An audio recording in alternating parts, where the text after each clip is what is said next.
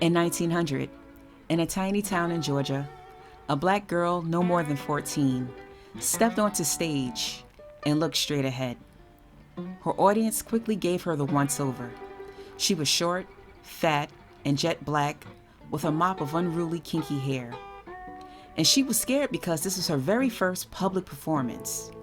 And in an age that judged everything by appearances, she was not even considered attractive.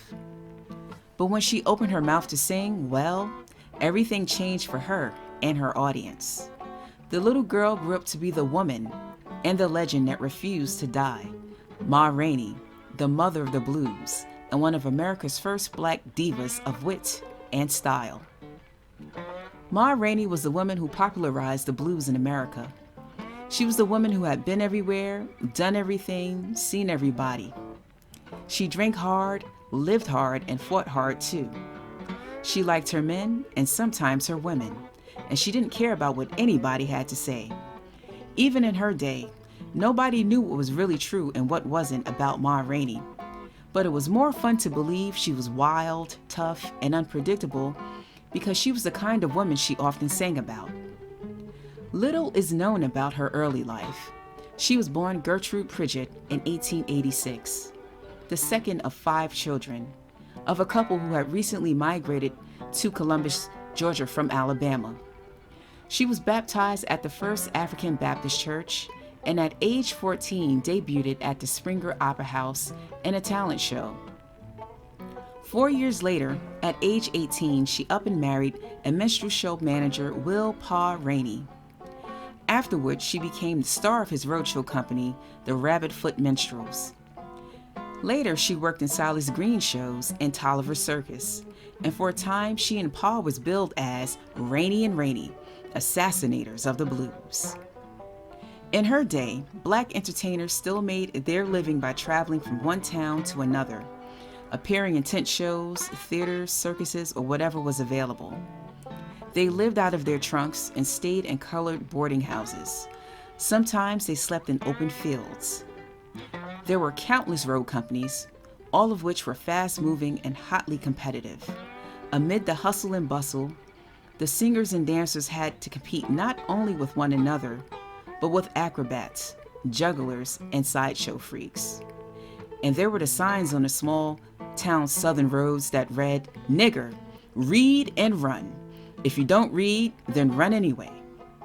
And then there were the audiences, farmers, field hands, factory workers, day laborers, all ready for a ruckus, lively down-home style show.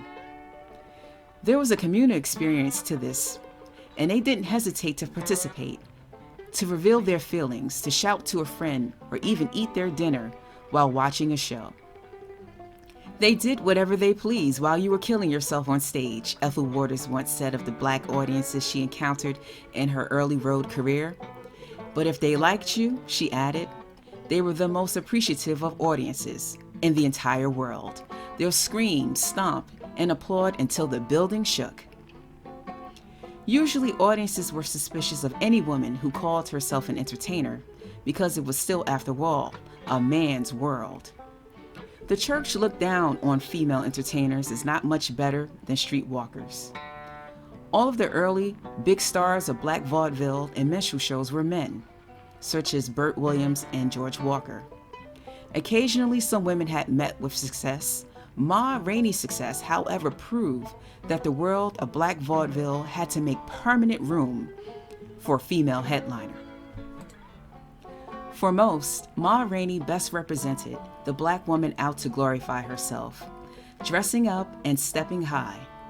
The average black woman emerging on stage as the sophisticated, experienced woman of color determined to live high. She would saunter onto stage, loud and rowdy, flashing a wicked killer of a smile. Her very look announced that she was a queen, ready to flaunt her success in a world that said no such thing was possible. She wore rhinestones and headbands and horsehair wigs.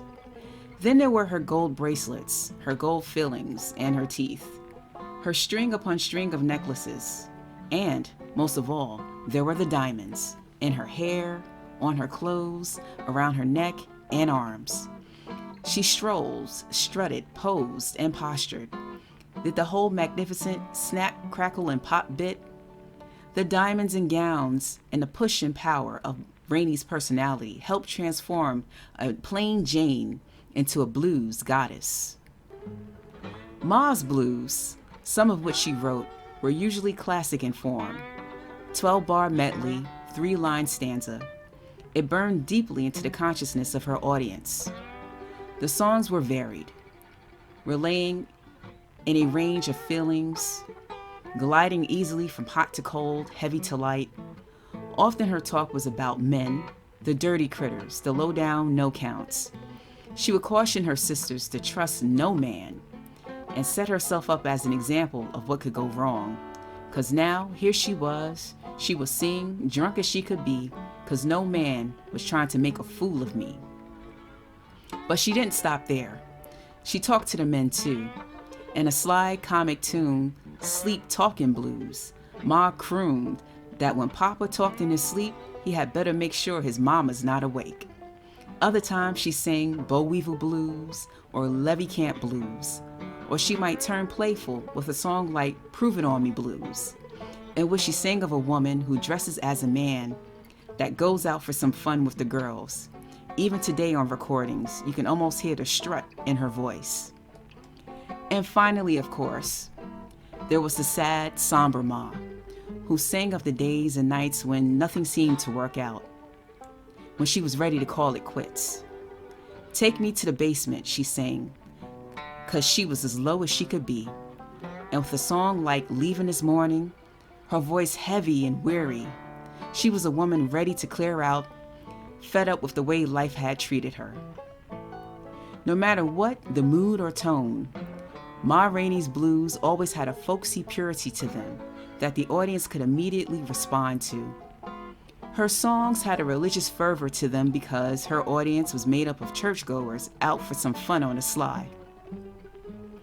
At the turn of the century, America was connected only by railroads and newspapers and a few telephones and even fewer automobiles.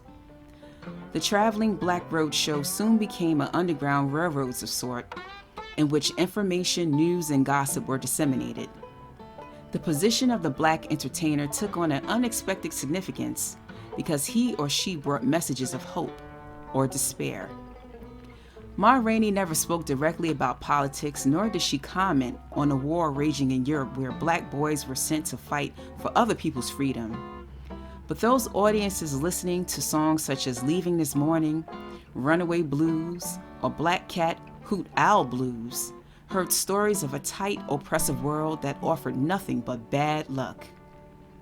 Ma Rainey was aware that in this new world of popular entertainment, where performer might be profit, she, as the first Black female blues singer anyone had ever heard of, was an oddity.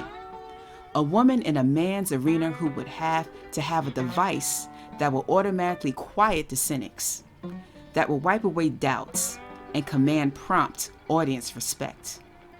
Ma gave her place in the scheme of things, setting up a clearly defined relationship between her and her audience. Later, other divas would adopt similar maternal poses. Jackie Mabley became Mom's Mabley.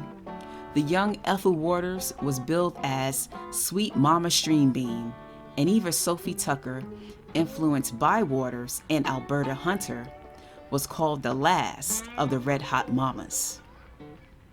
Ma Rainey entertained from the turn of the century to the Depression era.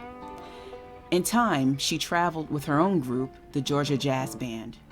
The stories about her were often racy, catty, and totally implausible. Ma was sometimes billed as the ugliest woman in show business, but never to her face, and never when she was performing.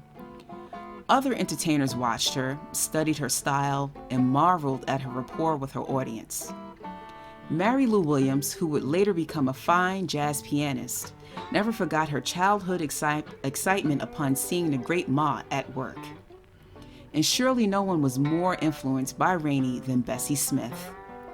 For years, it was rumored that Bessie was just a plump, oversized gal from Tennessee trying to find her way in the tent shows and tiny theaters when Ma and Pa Rainey had been so taken with her talent that they kidnapped her.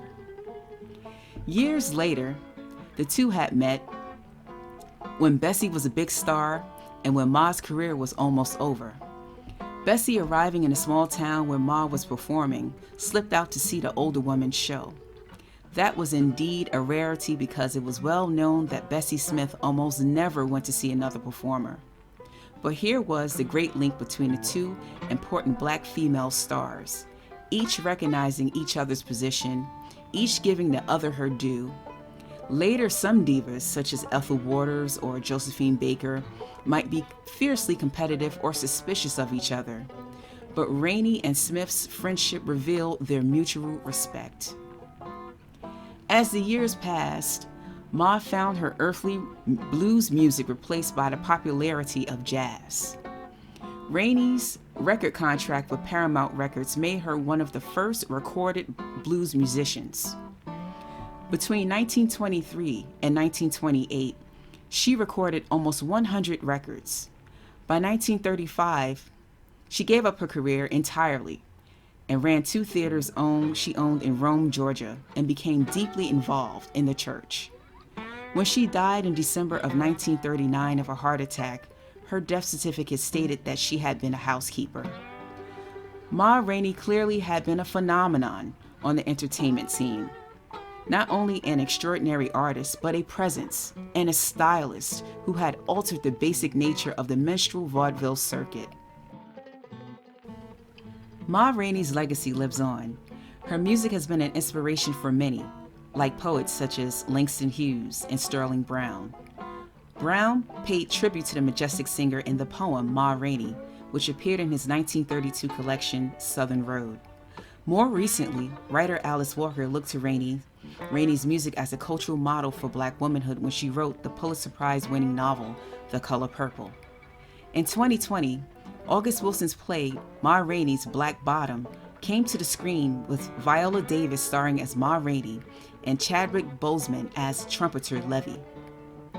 The little black girl from the tiny Georgia town had a talent that could not be contained and a personality to match. She gave light and shine to an underground sound that would change the world. Ma Rainey, Onyx Queen, and Mother of the Blues. If you enjoyed this video, please share, like, and subscribe to this channel.